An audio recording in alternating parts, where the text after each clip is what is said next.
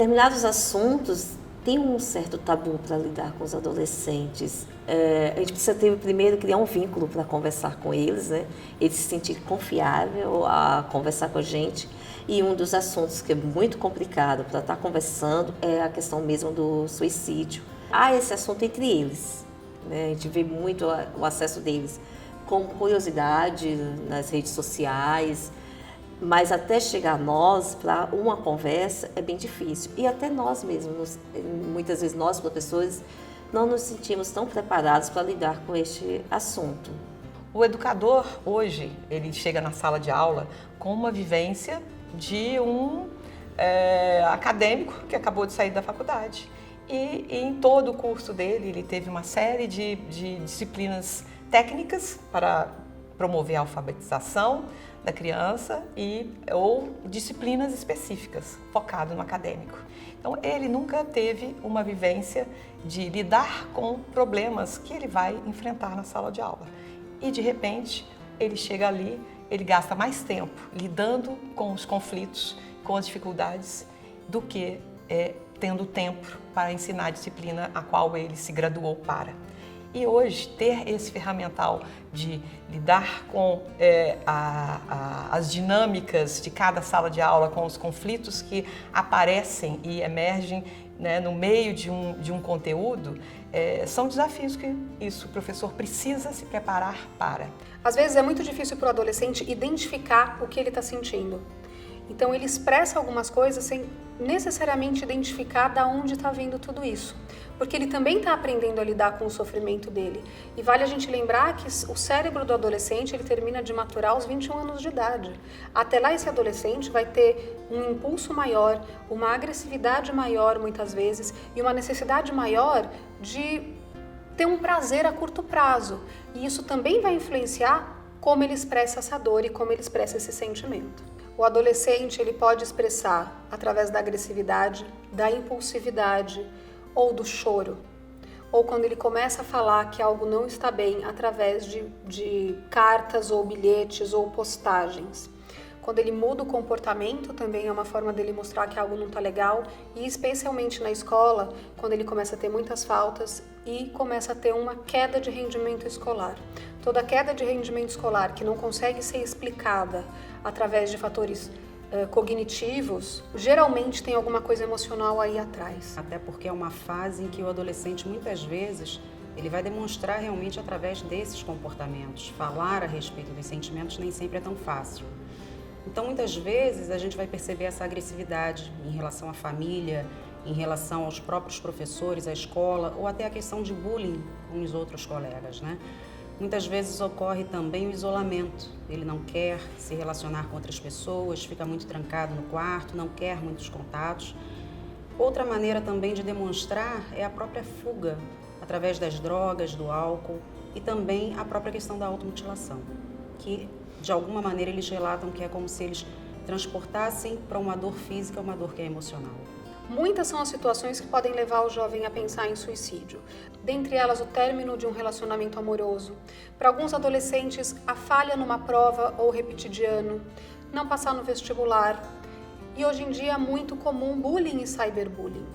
Então a gente pega muitos jovens que passam por bullying na escola e hoje, pelo cyberbullying, o fato disso ter ultrapassado os muros da escola e não ter mais local onde ocorre, isso também é um fator importante nos dias de hoje. O uso excessivo da tecnologia, a mudança de relacionamento até por esse uso excessivo da tecnologia, então as pessoas começam a ter mais relacionamentos virtuais do que pessoais e é muito difícil às vezes para o jovem entender isso e lidar também, por exemplo, com as coisas que ele vê nas redes sociais. O jovem acredita que o que ele vê lá é verdade e na rede social tristeza não é tolerada. Sofrimento não é tolerado, tá todo mundo bem, tá todo mundo feliz e o jovem que não tá bem, ele olha aquilo e acredita. Ele acha que ele é o único no mundo que não consegue lidar com os sentimentos. E aí isso, junto com vários outros fatores, podem ser desencadeantes de comportamento suicida. A escola é um ambiente-chave para o desenvolvimento e a promoção da saúde emocional. E ela é capaz de poder promover para prevenir todos os comportamentos né, de drogadição autodestrutivos. O que é chave é criar canais de comunicação. Se essa comunicação é uma escuta ativa da professora, um acolhimento da coordenação pedagógica, é uma atenção que a diretoria dá aos cuidados dos sentimentos dos professores que também estão estressados. Então, os canais de abertura, de fala, de escuta ativa são fundamentais. E o mais importante hoje dentro de uma escola é o não julgamento, o não reprovar e condenar o aluno por suas atitudes e pelo que ele é. Isso está virando uma regra e aí vem todos os comportamentos que promovem o bullying e, consequentemente, o suicídio. O que acontece hoje é que os canais apenas de comunicação, eles não são mais suficientes para que a criança e o adolescente transite dentro e fora das redes sociais de forma saudável. Então, desde o início dos anos 2000, existem ferramentas e metodologias que são baseadas em pesquisas e que evidenciam que se a criança e o adolescente aprender a lidar com as suas dificuldades, e isso se fala no desenvolvimento das habilidades não cognitivas, elas serão adultos plenos, livres da drogadição, do suicídio e da autodestruição. Então, há pouco tempo, em determinada aula, uma aluna começou a chorar. Paramos a aula, vamos conversar, você quer conversar agora ou não? E aí ela disse, não, final da aula. Após a aula, nós paramos para conversar. E ela levantou a manga da blusa e me mostrou os cortes que tinha no braço. É impactante, porque é um ser humano que está ali na tua frente, se desarmando, né? Mostrando uma fragilidade incrível dela. No momento eu me senti muito frágil, né? Tentando proteger um outro ser humano, uma aluna minha. Busquei lembranças do que é a minha formação, né? Um pouco que eu estou tendo sobre a educação emocional. E fui conversando com ela sobre a causa daquilo. Eu não julguei. Acho que a primeira ação minha foi não julgar. Né? Ai, é errado. Ai, você não faz isso. Não. Fui conversando, deixando estreitar o laço mesmo ali, aquele vínculo da confiança. E ela foi colocando para mim por que ela estava fazendo aquilo. E fui perguntando para ela se ela se sentia bem fazendo aquilo. Né? E ela foi afirmando que sim. E de fato, né, diante da situação dela, eu não sou especialista, né, nisso, mas diante da situação dela, é a maneira que a estratégia que ela conseguiu encontrar para dizer que estava se sentindo bem. E aí, após todo esse relato, perguntei para ela se eu poderia conversar com a escola, né, com a gestão da escola, e se eu poderia chamar a família para conversar. Ela disse que sim.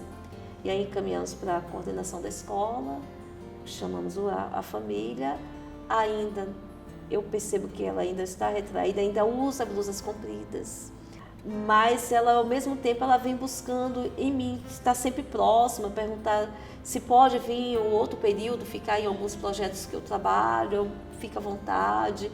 Ela ainda não veio, mas eu percebo que ela está com um brilho no olhar que ela não tinha. As crianças e adolescentes emitem sinais, mesmo quando não querem, né? Sinais de sofrimento. Ler os sinais e considerá-los algo sério e não simplesmente brincadeira. Então, ter uma série de ferramentas que vão desde o clima emocional que a escola como um todo possa ter, até elementos-chave de pessoas estratégicas e a rede de proteção. Porque às vezes, ou seja, uma fala direta ou acusativa com um jovem pode ser fatal.